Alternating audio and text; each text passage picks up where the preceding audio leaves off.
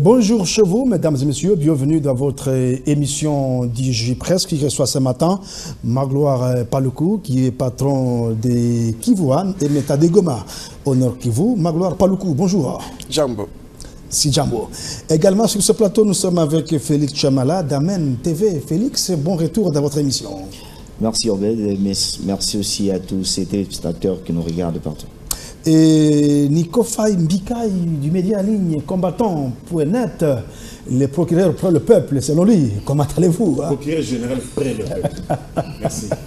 Alors, DJ Presse décrypte 3 thèmes ce matin. On va se rendre à l'aide de la République démocratique du Congo, plus particulièrement d'abord à Béni, là où on note la belle moisson des opérations conjointes FARDC-UPDF dans la vallée de Malika, dans le territoire de Béni, mais aussi la déclaration de guerre du Rwanda qui va envahir la République démocratique du Congo. Information livrée par le porte-parole des forces armées de la République démocratique du Congo.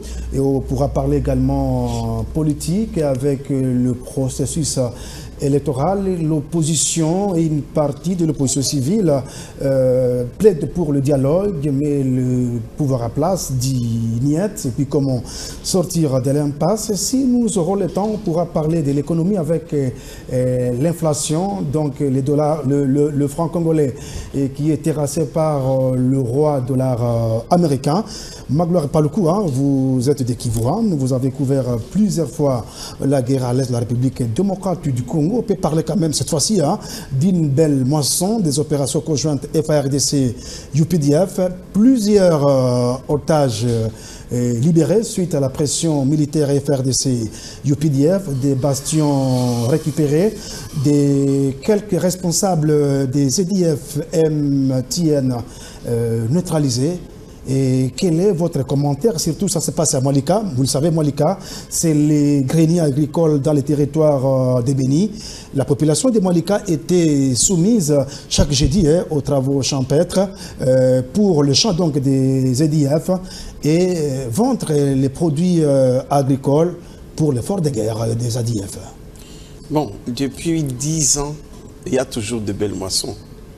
Il faut rappeler que le général Baouma était le premier qui avait trouvé dans ce qu'on appelle Malika, c'est dans ce qu'on appelle le triangle de la mort, hein, une grande zone qui part de Oicha sur la frontière ougandaise et puis qui revient un tout peu vers le territoire du Roumou, vers l'Ituri et qui revient encore ça part Ringeti. Et puis, à partir de ce triangle de la mort, il y a le sud maintenant du territoire de Béni vers le Lubero presque, hein, mais ce n'est pas encore le Lubero, qui est aussi une zone où les ADF passent à travers les mailles du parc national de Virunga et qui vont sur la frontière ougandaise et dans les montagnes. Depuis 10 ans, il y a toujours des belles moissons. Mais c'est cyclique. Belles moissons et ces MTN, c'est comme le dragon qui ressuscite. Avec plusieurs têtes, mais aujourd'hui, voilà. Quand même, la population commence à regagner certains endroits. Oui, au niveau de champs pour fréquenter certains endroits. Bien sûr. Ce que je veux dire, le général Baouma avait déjà révélé qu'il y avait Adef Nalou qui avait des madrasas dans les écoles coraniques dans la forêt.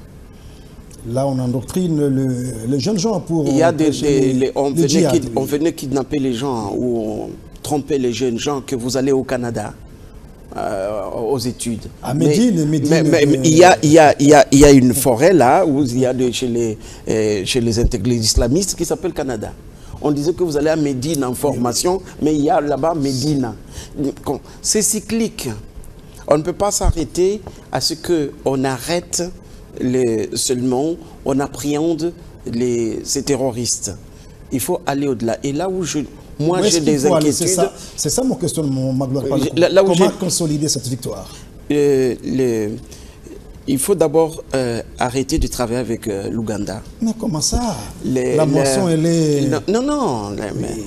C'est grâce je l'ai dit encore dans une autre émission. Ici, que l'Ouganda nous ment et nous trompe, tant qu'il y aura des opérations conjointes avec l'Ouganda, nous sommes infiltrés. Mais contentons-nous de cela. Je me contredis peut-être, mais les rebelles ougandais sont ougandais, non? Au lieu qu'ils restent sur le sol congolais, qu'on les renvoie encore dans les territoires. Pas ougandais, vous savez, il y a des Somaliens.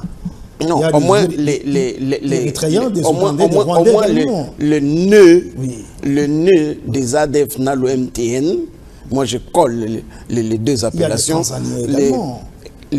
La base est ougandaise. Oui. Il faudra qu'on arrive effectivement à savoir que le président Museveni avait déjà récupéré les Nalou pour les mettre dans son gouvernement, dans un moment donné, dans les années 90, si je me trompe. Et puis, il nous a laissé les ADF qui étaient plus intégristes. Les ADF se sont métastasés jusqu'à devenir aujourd'hui un mouvement terroriste oui. Proche des grands terroristes du monde. Ils sont fait allégeance à Al-Qaïda. Al-Qaïda. Oui. Mais, moi je dis, bien, on permet aux gens d'aller au champ.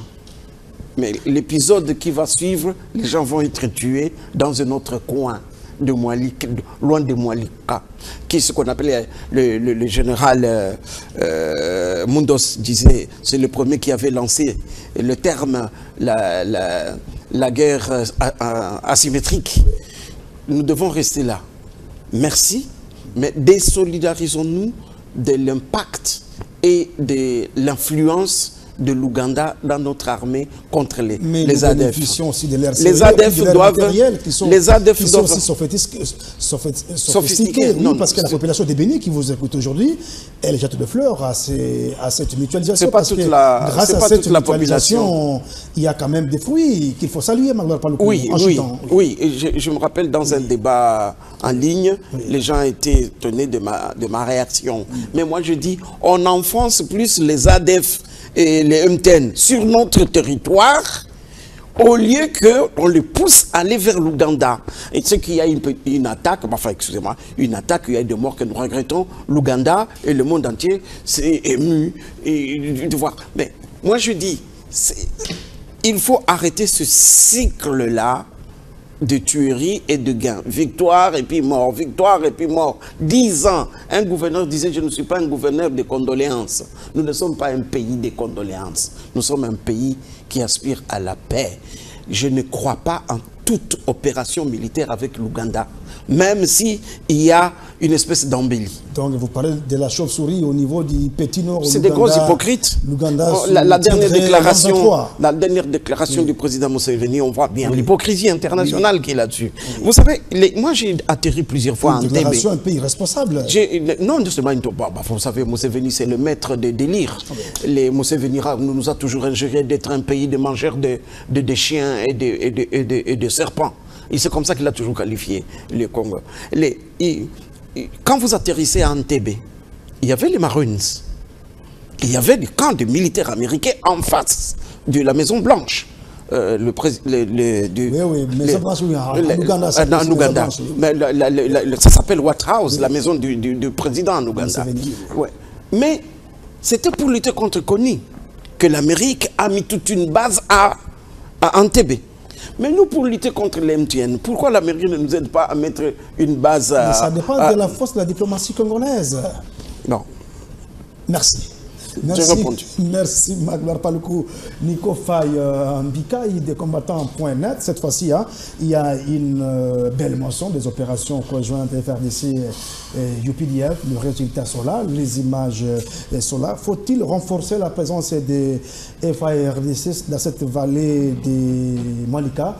Parce que ce n'est pas pour la première fois, comme l'a dit Magloire Paluku, pour éviter que demain les EDF puissent ressurgir. Oui, il y a beaucoup de choses à parler. Je vous ai toujours demandé que le directeur des programmes puisse voir comment, comme c'est une émission hebdomadaire, qu'on augmente quand même le nombre de minutes. Venir pour une émission hebdomadaire, 45 minutes. Il y a beaucoup de choses à dire. La direction vous écoute. Le message est passé. Pour vous ramasser l'actualité de toute une semaine.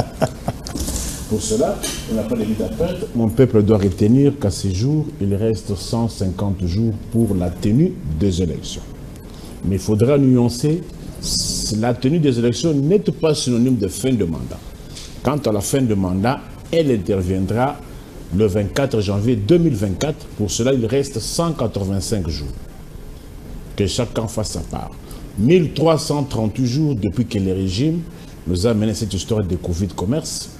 Mais quelle corrélation? Répondez à ma question. Je vais vous répondre, c'est dans les timings. Caractère pédagogique. Oui, les millions de la Banque mondiale sont venus. Qu'est-ce qu'ils en ont fait?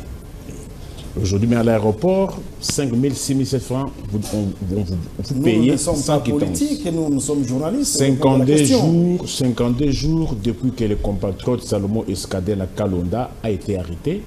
De la manière dont on l'avait arrêté, on pensait que les procès allaient se tenir dans les temps les plus raisonnables. Mais on se rend compte que non, les choses commencent à s'étirer à longueur. Pouvez-vous répondre à ma question? Dans des dossiers avec prévenu, il faut les traiter avec célérité pour que l'inculpé ait une idée sur son sort. On va en parler, je vous promets, prochainement, on va en parler. Alors, pouvez-vous répondre à ma question rapidement pour ne pas perdre le fil d'idée, rapidement? Oui, vous savez, vous connaissez que vous dites que non, il y a quoi? On a récupéré quoi? A contrario, vous avez suivi... Mais beaucoup d'otages libérés. Moi, je pensais que non. Quand vous récupérez, c'est une bonne nouvelle quand même. Quand vous récupérez les otages, mais pourquoi pas aussi conquérir les territoires, reconquérir les territoires. Oh, on a appris pas plus longtemps que 5 jours que le 23 aurait encore pris Bukombo. Le 23 a pris Bukombo. On va parler du 23. On parle d'abord Béni. J'ai dit oui, j'ai dit la situation sécuritaire sur l'étendue nationale. Moi, je pense l'action militaire, l'action politique, c'est comme un match de football. Il faut qu'à la fin qu'on pose la question, qui a gagné? Vous avez récupéré quoi? Est-ce qu'on a arrêté le massacre? Sur le terrain, ça commence à diminuer un peu. Est-ce qu'on a... sur le terrain. Ça commence à diminuer. Ouais. Pourquoi vous pensez que lorsqu'on tue 10 Congolais, on a méfait? Vous avez vu le tollé. Pas plus longtemps que 2 semaines en France, lorsqu'on a tué les jeunes Nayel. Vous avez vu les pillages en France, lorsqu'un policier aille à tuer un jeune de 17 ans. Il y a eu combien de sortes de pillages? Combien de véhicules ont été brûlés? Combien de magasins ont été saccagés? Parce qu'il y a eu la mort d'un être, un seul. Mais chez vous, on tue 10, vous dites que non, non. Pas chez vous, chez nous, on y comprend. Non, c'est un sentiment de déception. Comment ça, déception là, non, comment moi je peux être d'accord lorsqu'il y a les massacres? Êtes-vous contre, excusez, je vous réponds autrement à ma question, êtes-vous contre car la mutualisation FRDC UPDF neutralise quelques dirigeants des EDF ou libère une 50aine d'otages, quelques bastions détruits, et aujourd'hui, dans certains lieux, la population a renoué avec le champ. C'est quand même vous savez, lorsqu'on détruit, lorsqu'on récupère les otages, mais dites au moins qu'on a reconquis. Mais sur ce point-là, vous ne voulez pas qu'on en parle? Il y a des bastions détruits. Combien de kilomètres carrés reconquis? Mais c'est une guerre asymétrique, vous le savez. C'est asymétrique pour Kinshasa et pour... quant à ceux-là qui récupèrent les territoires. Quant à ceux qui récupèrent les territoires. Et aussi longtemps qu'un seul centimètre carré de mon territoire échappera au contrôle de Kinshasa, mettez-vous en tête que c'est un échec. Moi, vous savez, cette histoire de IPDF, pourquoi continuer à en parler?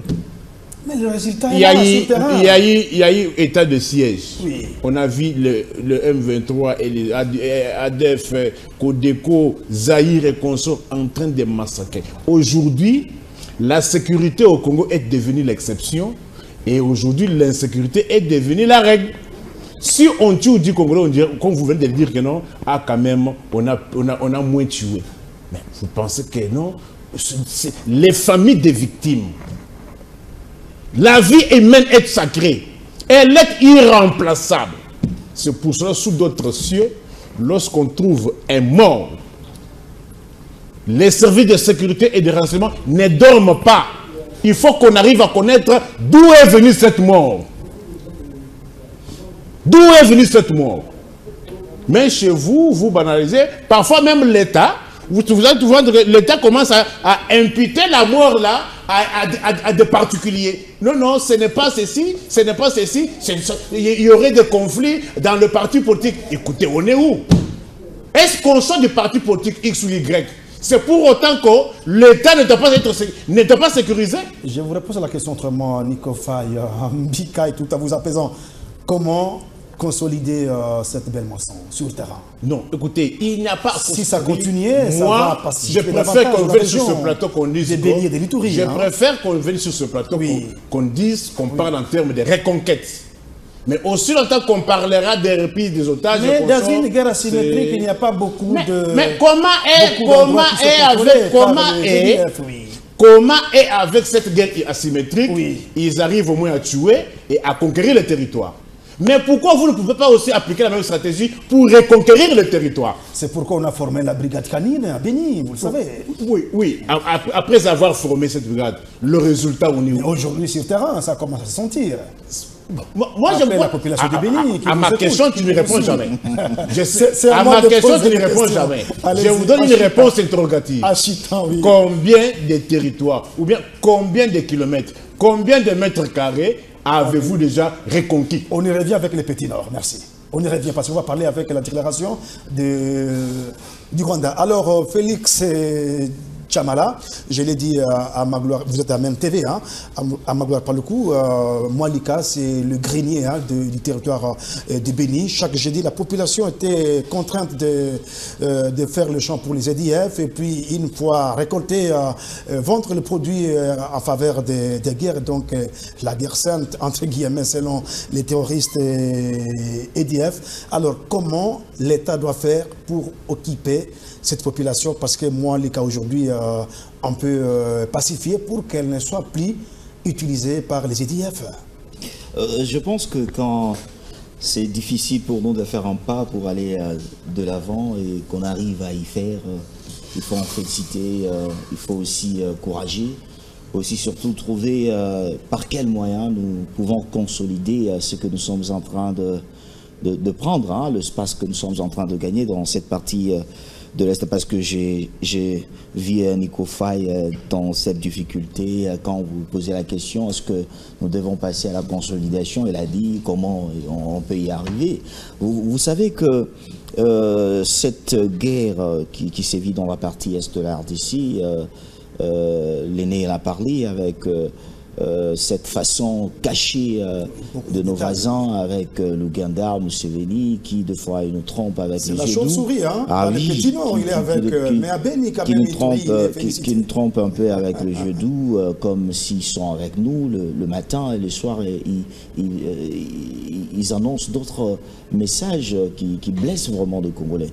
Je pense qu'il est temps, comme avec cette formation de la brigade, encore améliorer, renforcer encore des stratégies pour ou demain que ça ne puisse pas être la récupération de l'espace peut-être pour 2 semaines, 1 mois ou 2 mois, mais justement que ça puisse perdurer. C'est ça ce que nous avons besoin. Parce donc renforcer quand même la présence des FARDC dans la région. C'est-à-dire renforcer, parce que aujourd'hui nous avons besoin que nos militaires soient vraiment bien équipés, et nos militaires, surtout nos services, parce qu'il faut que ce travail puisse se passer en union avec tous nos services, hein, en matière de sécurité. Aujourd'hui aussi, il faut savoir que en République démocratique du Congo, nous avons nos militaires qui sont en train d'être formés. Parce que le président, il y a 20 000 hommes qui seront déployés, le président, bien formés, bien équipés. Le président de la République. Espérons qu'ils seront aussi bien motivés avec le milliard sur la programmation militaire. Effectivement, c'est ce que nous sommes en train de réclamer pour que quand on va vraiment mettre ce militaire à disposition pour au moins faire face dans cette partie de l'Est, qu'il ne puisse pas donner de raison sur le plan, par exemple, social. On ne mange pas, comme parce qu'il y a 2 fois on nous appelle pour nous dire vous parlez de la situation de l'Est, mais le problème est qu'il y a 2 places où les autorités, c'est-à-dire ceux qui sont plus gradés, qui n'y arrivent pas sur ce place, et ce sont nos soldats qui sont en train de souffrir. Et pour attaquer même le rebelle, ça devient tellement très difficile. Je pense avec cette formation de nouvelles unités, hein, nous devons faire que le gouvernement devrait encore mettre en disposition beaucoup de moyens pour que nous puissions faire ce qui est essentiel. Parce que si nous récupérons aujourd'hui et que le gouvernement encourage nos vaillants soldats, je pense que ça va perdurer. Mais si nous allons nous lancer, par exemple, après, si nous... Il ne faut pas vite jubiler parce que effectivement, c'est ce que j'ai dit. Les terroristes décident quand ou frapper. Hein, oui, ou frapper, justement, quand avec les ADF. Et ils seront dispersés dans des forêts, il faut qu'on prenne des dispositions. C'est quand la population est distraite, que ces gens aiment trop utiliser justement pour semer de panique dans la partie Est. Nous demandons à notre gouvernement de faire le mieux. Le mieux, c'est quoi? Mettre beaucoup de moyens. Cette fois-ci, découper ces lignes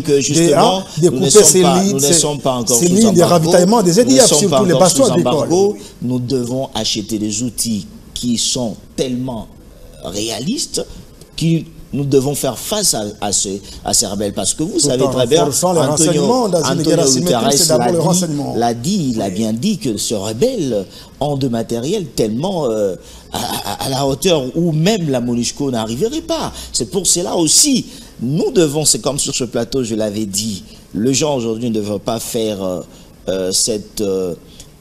idée de se dire parce que Mbemba est au niveau aujourd'hui ministre de la Défense, parce que c'est un ancien rebelle, parce qu'il a porté des armes. Je dis, le problème ce n'est pas les noms de la personne de Jean-Pierre Mbemba. Le problème c'est quoi? Ce sont de stratégies et de moyens que Jean-Pierre Mbemba, avec son ministère, avec le gouvernement, vont mettre sur place pour mettre fin à ces problèmes de la guerre dans la partie Est. Ce n'est pas les noms de la personne, parce qu'aujourd'hui, beaucoup de Congolais s'y pensent. Mais il ne faut pas les dédouaner non plus. Hein. Non, oui. Entre lui et son poste, il n'y a pas beaucoup de distinguo. Alors, merci. Alors, Magloire Paluku, je reviens encore à vous. Maintenant, nous nous rendons dans les Petits Nord. Lutte contre RDF Arme 23. Maintenant, le Rwanda décide d'envahir officiellement la République démocratique du Congo, selon le porte-parole des forces armées de la République démocratique du Congo, le général Sylvain Ekenge. Est-ce le visage de la guerre va changer? Une déclaration officielle de la guerre. Donc on va arriver maintenant à une guerre classique FARDC contre RDF. Bon, si on refaisait encore une phrase latine qui dit Aegyptus donus Nili, qui veut dire l'Égypte est le don du Nil. On peut dire que le Congo est le don du Rwanda. Le Rwanda, c'est le tic, cet animal, le sangsue qui est sur le chien. Le Rwanda ne peut pas vivre sans le Congo. Mais le Congo peut vivre sans le Rwanda. Absolument. Je donne un exemple. Abiyarimana est mort. Kagame est venu au pouvoir grâce aux troubles qui étaient au Zaïre. Il fallait déstabiliser le Zaïre pour créer une nouvelle géopolitique dans la région. Kagame s'est consolidé, a consolidé son pouvoir au Rwanda après la mort du maréchal Mobutu, en créant effectivement avec les États-Unis d'Amérique et tous les autres le mouvement AFDEL pour effectivement déstabiliser le Grand Zaïre. Kagame, pour la troisième fois, a consolidé son pouvoir en faisant tuer, en participant dans la mort de Mzee Kabila. Et Museveni aussi, qui était le premier d'ailleurs à annoncer la mort de Mzee Kabila pendant que Mzee Kabila était encore en train de respirer et dans un hôpital ici. Kagame a consolidé encore son pouvoir en déstabilisant l'Est. Parce que c'est en ce moment, à partir de 2000, qu'il crée des mouvements rebelles pro-rwandais ou rwandais à partir de l'Est. Le RCD, puis le Kagame achète même et divise même ces anciens rebelles génocidaires les FOCA, le quoi. C'est lui-même qui les utilise, il les divise. Il crée des faux FDLR qui tuent et qui font semblant d'accuser le Rwanda, de faire peur au Rwanda pour avoir une justification. On fait tout. Tous les présidents, le président Félix Tshisekedi en prenant le pouvoir, vous vous rappelez, il a dit, mon problème c'est d'aller... Non, il a dit ceci, mon problème c'est d'aller voir tous les chefs d'État de la région, afin que nous soyons amis. On a commencé l'amitié avec le Rwanda. On a créé même des joint adventures pour l'or. Les usines de raffinerie d'or. Voilà. Oui. Mais non, il ne peut pas vivre... Pour bien vivre en paix au Rwanda, il faut que la RDC soit déstabilisée. Éventuellement.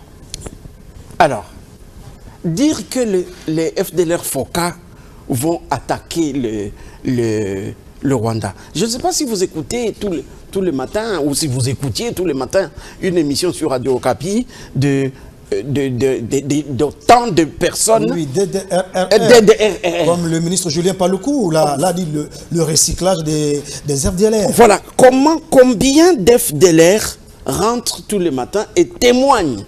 Combien de militaires de FDLR FOCA rentrent et témoignent? Certains sont encore réutilisés et renvoyés au Congo pour qu'il y ait toujours une tendance d'attaque. C'est tout à fait logique. Mais cette fois-ci, c'est officiel maintenant. Mais oui, bien sûr, il a raison. Oui. Il a raison. Je vais répondre maintenant à votre question. Oui. Utiliser l'M23 où on m'accuse d'aller agresser le Congo, ça me gêne un peu, c'est une espèce d'accusation perpétuelle. Les Nations Unies sont dedans. Le visage de la guerre va changer? Maintenant, non, qui avait couvert le visage de la guerre, la RDC. Vous savez, à un moment donné, je ne me rappelle plus, en 2012, le Congo avait massacré les militaires rwandais au niveau de Kibumba et de Kilimanyoka là-bas. C'était interdit de montrer les images.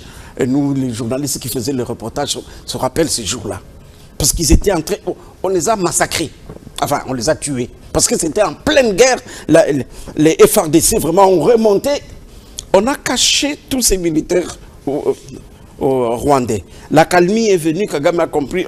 Malheureusement, au Rwanda, il y a ce qu'on appelle le Congo-desque, que nous n'avons pas au Congo. Nous, au Congo, nous devrions avoir aussi le Rwanda-desque.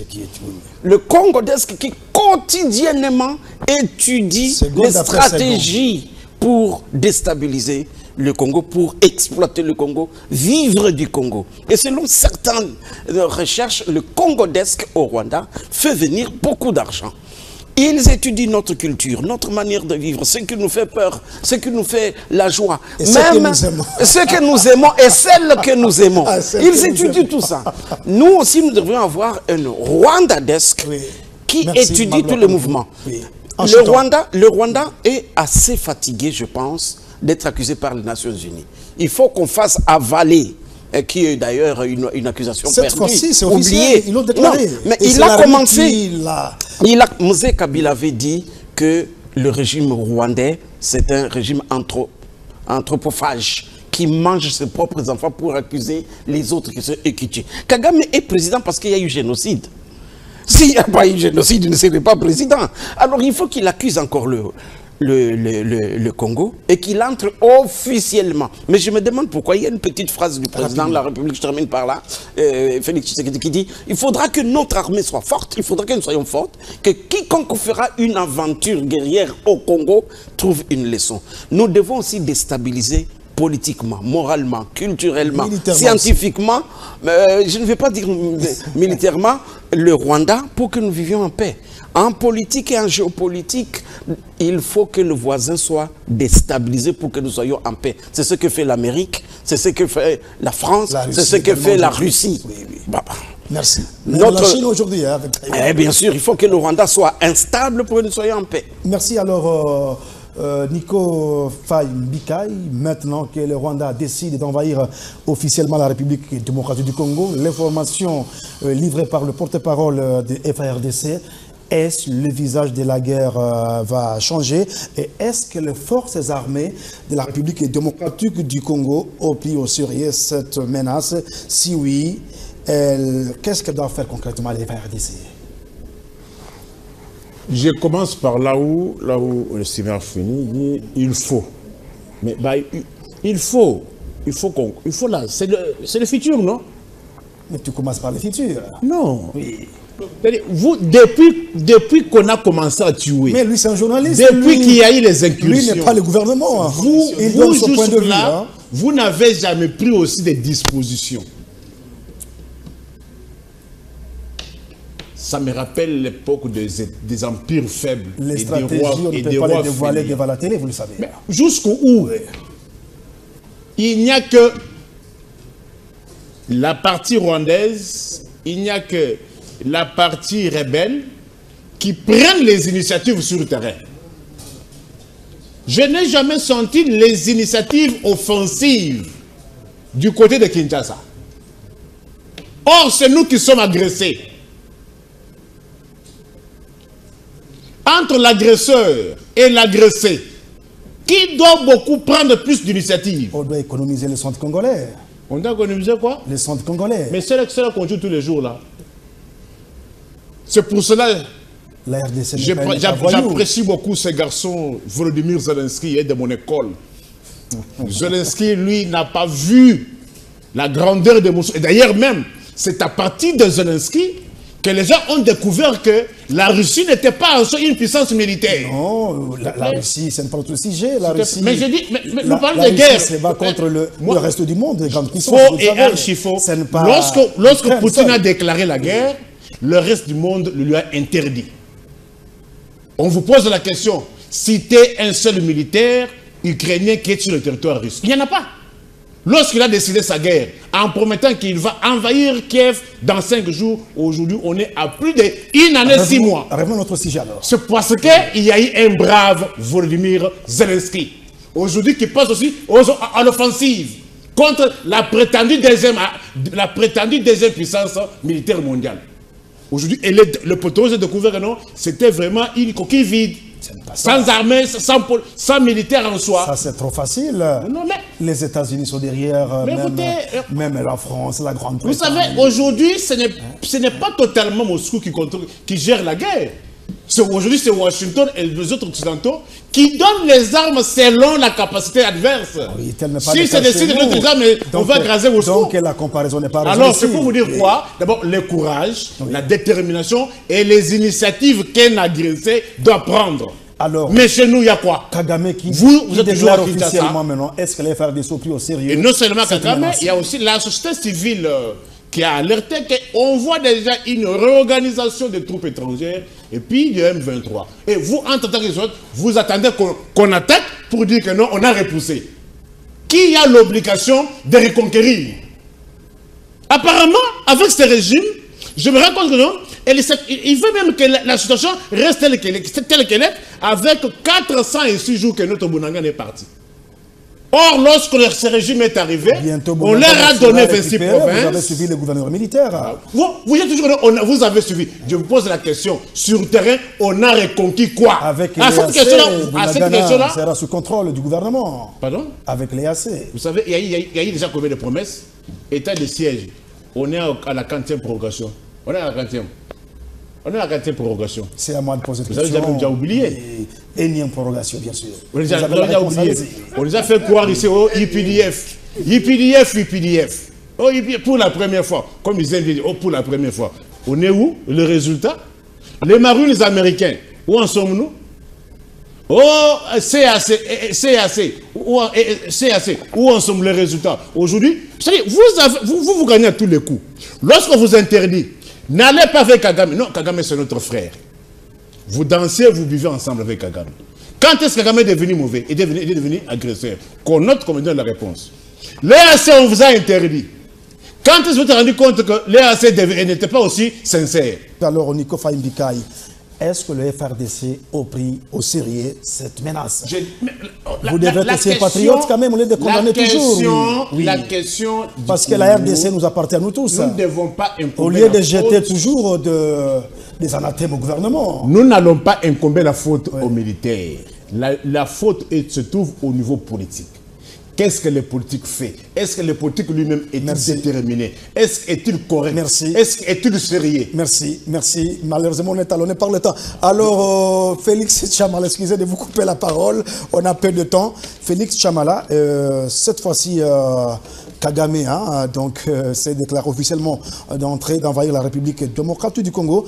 Est-ce le Rwanda peut-il prendre un tel risque si la guerre est totale? Le Rwanda ne risque pas d'être anéanti par la RDC vis-à-vis de son étendue.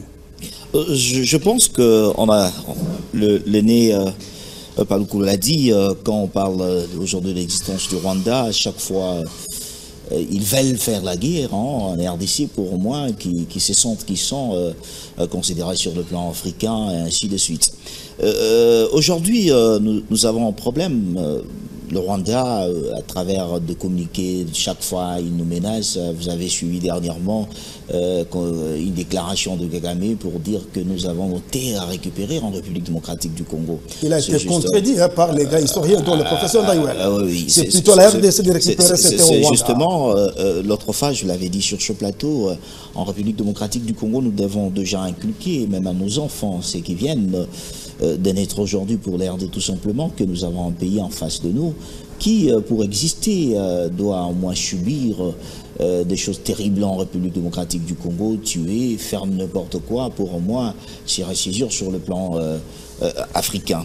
Je pense qu'aujourd'hui, j'ai suivi mon confrère Nico Faye en train de dire que le gouvernement de Kinshasa, il n'y a pas du courage, il n'y a pas de bravoure. Comme Zelensky. Oui, comme Zelensky. Moi, je me pose un peu de questions. Est-ce qu'il a tort?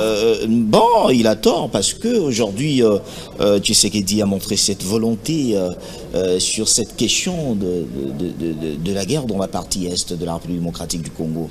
En commençant aujourd'hui, on avait l'embargo. Aujourd'hui, il y a eu toute une multitude de négociations pour que nous puissions être... Il se sentirait président une fois l'Est pacifique. Il est même prêt à sacrifier sa vie.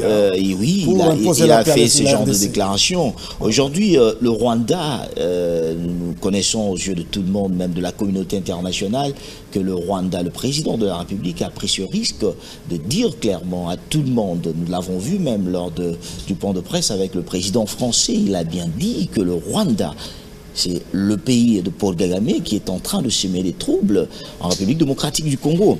Je pense que ça, c'est quelle qualification. Que doit faire la RDC stratégiquement? Moi, je pense que je pense que quand il parle des initiatives, je ne sais pas si Nico Faye veut que toutes les initiatives ou de stratégies que nos forces armées ou bien notre armée pourrait prendre, qu'on puisse venir de Tali sur la place publique. Moi, je pense que l'armée est en train de travailler. Il y a deux initiatives. Aujourd'hui, quand nous sommes en train... Est-ce qu'elle a pris au sérieux cette menace du Rwanda? Mais est-ce que... Je pense que notre armée est en train d'y travailler. Nous ne devons pas, le Congo restera indivisible. Et je crois que c'est qu'il y aura une démonstration de force, des forces armées. Il y avait juste après c'est pour apaiser les conflits. Il y a eu aujourd'hui, il y a eu un conseil de sécurité qui s'est tenu justement après des déclarations du Rwanda. Moi, je pense qu'aujourd'hui, il est temps que nous puissions encourager nos forces armées. Parce que j'ai écouté Nico Faye. Critiquer, c'est bon. Mais comment faire peur au Rwanda, comme l'a dit Magdalena Paluku, au lieu de rester plus comme des pasteurs, des abbés au Congo? Je pense que critiquer, c'est bon. Il faut aussi proposer. Parce que la partie Est, quand elle est en train de souffrir, il n'y a plus question de l'opposition, ni de la majorité. Ici, il est question de la République démocratique du Congo. Ça signifie que nous tous, nous devons s'intégrer pour au moins trouver des solutions durables à cette situation qui s'évoque dans la partie Est de la RDC. C'est-à-dire aujourd'hui, critiquer sans proposer, parce que quand il parle que non, on ne trouve pas, c'est l'agresseur à chaque fois qui nous fait mal, ainsi de suite. Est-ce qu'il a tort? Il a tort? Moi, je pense qu'aujourd'hui, moi,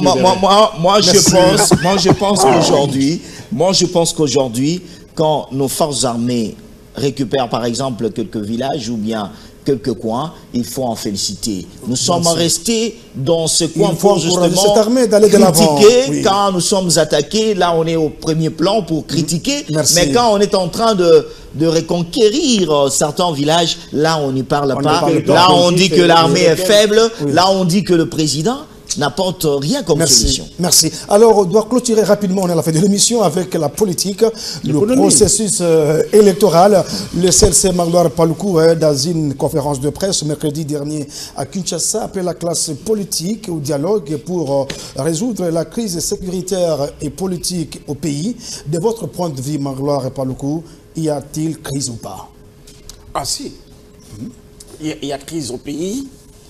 Mais ce n'est pas une crise institutionnelle. Il faut bien vérifier, il n'y a pas de crise entre le chef de l'État et le Parlement, il n'y a pas de crise entre le chef de l'État et le Premier ministre. Il y a une crise perpétuelle entre deux partenaires, hein, entre deux amants, entre l'opposition et la majorité. C'est une crise. C'est une crise qui est là, mais qui ne touche pas l'État. Alors, il y a deux risques. On pourrait aller aux élections sans l'opposition, on aura élection. Comme on l'a connu en 2006. On peut ne pas aller aux élections, il y aura... glissement. Non, il n'y aura pas de glissement. Il y aura un temps de transition. Je ne dis pas qu'il y aura. Je dis s'il n'y a pas élection, il y aura un temps de transition. Oui. Ce n'est pas un glissement, ça. Oui. Et si vous voulez mon avis, comme il n'y a pas de crise, et que nous avons des difficultés quand même au niveau tactique, au niveau financier et au niveau sécuritaire, il y a des options à prendre entre politiques qui aiment ce pays pour essayer d'aller dans un temps apaisé.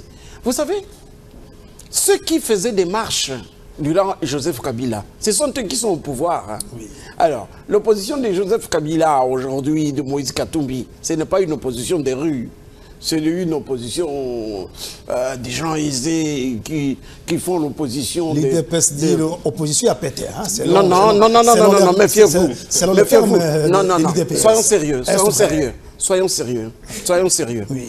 Quand on qualifie les oppositions, ce n'est pas minimiser ses adversaires. Ce n'est même pas minimiser. Attention, ce que faisaient les opposants à l'époque de Joseph Kabila, c'était de la méchanceté. Ce n'était pas de l'opposition. Brûler, casser, des choses comme ça, ce n'était pas de l'opposition. C'était la barbarie. Comme ça a été à l'UPEN. C'était de la barbarie. Vous brûlez vos propres bus. Heureusement que son Excellence Moïse Nzangi a chassé ces gens. Oui. Aujourd'hui, on doit être digne d'avoir une opposition de classe. Une opposition qui peut aller dans des salons. Comment sortir de l'impasse dans 30 secondes? Alors, sortir de l'impasse, ça sera le choix des politiciens entre eux, sans interférence. Voilà. Merci. Alors, Nico Faye Mbikaï, avec cette atmosphère, je dirais, quid de l'acceptation de la vérité des urnes par l'opposition, si et seulement si elle est battue, est-ce qu'elle pourra accepter le résultat? Non, par le ou bien les prémices sont déjà biaisées? Lorsqu'on organise les élections, c'est les élections. Non, il y a une différence entre le peuple et l'opposition, vous le savez très bien. Il y a une cassure. Il y a une cassure et surtout, il y a confiscation de tous les droits déjà acquis. Comment ça? Vous voulez connaître les élections, non? Je m'en vais vous donner 2 cas de figure. Rapidement. Qui peut aller voter avec cette pièce? Montrer au public. C'est la question. Qui peut aller voter avec cette histoire? C'est la question à poser à la CENI. Qui peut aller voter avec celle-ci? Oui. Qui vont aller voter avec ces histoires-là? Vous avez 2 cartes. Hein? Non. Il y a un Congolais qui m'a dit, procureur général pour le peuple, à quoi sert encore un tel papier? À quoi ça sert? Il n'y a ni photo, ni écrit, ni sans identité. Qui va aller voter avec ceci? Les cartes s'effacent rapidement d'elles-mêmes. Mais comment ça va poser un problème? Moi, ma carte est encore propre. C'est non, quoi? C'est parmi les rares cartes. Oui. Mais beaucoup de cartes sont effacées. Ta carte est aussi bonne. Oui, non, la mienne aussi. Qui va aller voter avec cette histoire? La mienne aussi a connu les mêmes problèmes. Ça appartient à qui aujourd'hui? Vous allez dire, non, non, je l'ai fait sciemment. Ça ne m'appartient pas. Mais voici la mienne. Elle est là, la mienne. C'est ça le Congo de père et de mère. Et Kinshasa et Kinois, c'est ça. Mais voici la carte d'un budget de 4 milliards qu'on a insulté. Elle est encore là. Lisible et visible. Le visage est là. Les noms sont là. Mais vous aurez des cartes d'identité désormais. Maintenant, on va les voter avec les cartes d'identité. On va les mener à voter. On va les mener à voter avec quoi? On va trouver des solutions avec la CENI, je crois. Alors, rapidement. La solution a été déjà trouvée. Est-ce que l'opposition va accepter? Les problèmes sont trouvés. On a trouvé les problèmes où et quand? Parce que les jours s'égrènent. Il faut aller faire un duplicata. Est-ce que peut-on aller faire le duplicata là où il y a une autre pièce? Le duplicata est établi à l'absence. Mais on va annuler. S'il te plaît, dollars les lots combien? Vous avez trouvé 160 000. Sama 1, Alessa 225. Samadé, Kamere et Jean-Pierre Bemba 257 000. Le gouvernement arrêtait des mesures. S'il te plaît. Hein? Le gouvernement arrêtait des mesures pour stopper cette hémorragie. Hein? Quoi? On devrait en parler, mais on est à la fin de l'émission. J'ai cherché à manger. Oui, mais on parle d'élections. On est à la fin de l'émission. Mais les élections, c'est pourquoi? Oui. Les gens battent campagne pourquoi? Oui. Rapidement. Donc on est à 4 fois. On est à la fin de l'émission. Oui. Lipa Oyo. Oui.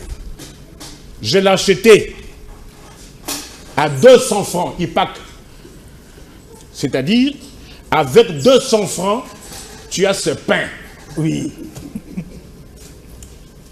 Rapidement, on est à la fin de l'émission. S'il te plaît, c'est très important. 200 francs Oyo. Oui. Au Sombi IPAC Oyo. Mais les lots consomment IPAC Oyo. Maintenant, c'est 700 francs. Taux d'inflation de combien? 250%. En chutant. Ce dentifrice, c'était 1400. Aujourd'hui, c'est 3000 francs. Pour stopper l'inflation de combien? L'inflation, oui. C'est ça, l'homme vit de ça. Merci, mais en chutant. Dans 30 secondes, rapidement. Oui. Ces spaghettis, Roni, c'était à 800. Aujourd'hui, c'est 1900. Et le prix que je vous donne, c'est le prix de Gambela ou bien de Boka Sakabamba. Merci. Ailleurs, c'est plus que ça. Merci, mais on est à la fin de l'émission. Ce papier mouchoir qui était à 200. Le message est passé. Aujourd'hui, c'est 500. Le message est passé. S'il te plaît, le message est passé. On est à la fin de l'émission. C'est ça qui est important. Mais bien sûr, mais le temps aussi. On gère pour les solutions de problèmes. Mais le temps aussi. Le temps.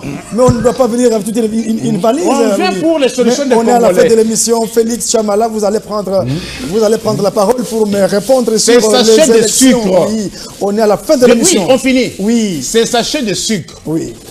Sur Kulungongo. Avec 10 000 francs, vous avez ces sachets de sucre. Et ce plateau de 10 000 francs en 2000 lorsque ce régime est venu. Mais aujourd'hui, pour avoir ces sachets de sucre et ces plateaux d'œufs, il faut 15 000, 15 000. Il faut 30 000. Merci. On vous a entendu, le gouvernement vous a entendu. Hein? S'il te plaît. Vous avez suivi le ministre des Finances. Vous voulez le pouvoir pour en faire quoi? Vous avez suivi le ministre des Finances et la BCC a été mise à contribution, réserve d'échange également, pour un peu stopper l'hémorragie. Je crois jeudi prochain, le vendredi prochain, vous serez invité. On va parler sécurité et économie. C'est promis hein, de voir tout cela qui nous suit parce que c'est tellement pédagogique. Félix Chamala, comment sortir de l'impasse sur le processus électoral, le CLCE, et qui s'en mêle? Bon, j'aime trop le spectacle de Nico Faye. C'est tellement très bien. Bah, on parle processus électoral. Oui. Je pense qu'aujourd'hui, nous avons Kadima qui est en train de faire son travail. Mais la question qu'on se pose, est-ce que réellement on aura élection ou pas? Parce que il persiste et signe. Il y aura élection, mais malgré ce que Nico a soulevé des cartes qui se sont effacées, je pense qu'il y a certaines des situations qui s'opposent devant nous et je ne sais pas, on doit aller aux élections avec une opposition qui ne pas aller, hein, qui ne veut pas aller aux élections. Pourquoi? Parce que la composition du bureau de la CENI est tellement très compliqué parce que aujourd'hui nous avons un problème. Le problème est que, je l'ai toujours dit, nous avons une opposition, aujourd'hui une opposition républicaine, mais qui, de fois, joue à l'hypocrisie. Mais comment ça? Le pouvoir ne veut pas l'écouter. Qui joue à l'hypocrisie. Quand vous prenez, quand vous prenez au niveau du PPRD, Chadari déclare qu'il ne faut pas aller s'enrôler. Vous dites aux gens de ne plus aller s'enrôler, à vos membres de ne plus s'enrôler, mais vous venez encore distraire la population. Non, le bureau de la CENI, la composition, n'est pas bonne. Fayoul s'est fait enrôler. Alors qu'est-ce que vous voulez? Vous voyez vous-même le jeu que Fayoul est en train de faire. C'est le numéro 2 quand même, de 2018. Qui va douter du poids de Fayoul? Il faut l'écouter. Non, je pense que vous savez, il ne faut pas seulement là où que vous voyez la couleur noire, si l'autre vous dit c'est la couleur blanche, non, vous dites niet, il n'y a que la couleur noire. Aujourd'hui, moi je pensais qu'on avait une opposition qui allait désister aux élections, parce qu'aujourd'hui, Délice Sanga, il a déposé sa candidature à la députation nationale, je vu aussi Matata, c'est pour dire tout simplement que à la face, moi ce que je considère, il faut dire la réalité à la population, au lieu que demain ou le lendemain, on va à cette même opposition, parce que Fayoulou, quand vous vous rappelez avec la machine à voter, on ne va pas aller avec la machine à voter. À un moment, on amène à la population, non, il faut aller avec vos papiers, voter sur le papier. Et après, moi je pense, est-ce que nous devons se modeler avec deux anciennes choses, des anciennes pratiques qui n'ont pas fait avancer ce pays. Moi, je pense qu'aujourd'hui, s'il faut se regrouper, s'il faut dialoguer, bon, j'ai toujours dit. Et on va dialoguer sur quoi? Et quels seront les objectifs? Quelles seront les matières aussi? Pour au moins que nous puissions avoir des élections tellement crédibles et apaisées, nous devons au moins associer tout le monde. Ça signifie quoi? Comprendre aussi la demande de l'opposition, comprendre aussi la demande de la société civile. Mais ce que nous ne voulons pas, c'est quoi? C'est ce que cette obligation que l'opposition est en train de faire. Ça signifie que si elle dit 2, on doit suivre à 2. Merci. Mais c'est ce que nous ne voulons pas. Merci. Je pense qu'aujourd'hui, je voulais tout simplement citer avec Nico Faye. Je pense que le gouvernement est en train de prendre des mesures pour que nous puissions lutter. Non, pourquoi? Je pense que... Mais nous sommes à quelques mois des élections. Le régime doit faire tellement attention parce que l'inflation, ça affecte surtout le bas peuple. Et vraiment, je pense qu'il y a d'autres places, ça il faut le dire. Il y a d'autres places, on était arrivé même à $1, 2700, 2600. Aujourd'hui, la tendance est en train de descendre. Mais c'est ce que le Nico Faye n'arrive pas à dire à la population. C'est ce que le Nico Faye n'arrive pas à dire à la population. Ils viennent que justement pour montrer à la population ce qu'on dit. Mais ça veut dire au moins à la population que la maîtrise de l'inflation au Congo. Les produits de première nécessité ont grimpé en RDC. Oui, mais ce n'est pas la faute du gouvernement. Mais à qui la faute? Il est au niveau international, la crise est partout. Ah ouais, mais en RDC, alors, là où on peut justement s'inquiéter, c'est quand la production congolaise n'est pas là. Et il n'y a pas de choix. Vital Kamerhe l'a expliqué. Si nous ne produisons pas, nous ne pouvons pas attendre. Il y a aussi des cambistes véreux que l'État doit contrôler également, outre la production. Là où on peut vraiment poser une question au gouvernement, c'est de dire comment on stabilise une monnaie en état de folie. Oui. Voilà, c'est ça la question. Merci. On est à la fin de l'émission. En DJ presque recevait Magloire Paloukou. De Kivouane, merci. Félix Chamala d'Amen TV, merci. Et puis Nico Faye, Mbikaï de combattant.net. Retrouvez cette émission à rediffusion à 23h45 et samedi à 16h45 et dimanche à 9h30, mais également à la radio Digital Congo FM sur les 6.5 samedi et mais également à Béni, sur la radio-télé Graben Béni. Nous disons également merci à Anikes Kibel, notre confrère du journal Les Coulisses, qui nous a aidé à préparer cette émission. Bonne journée chez vous, accompagné de votre chaîne.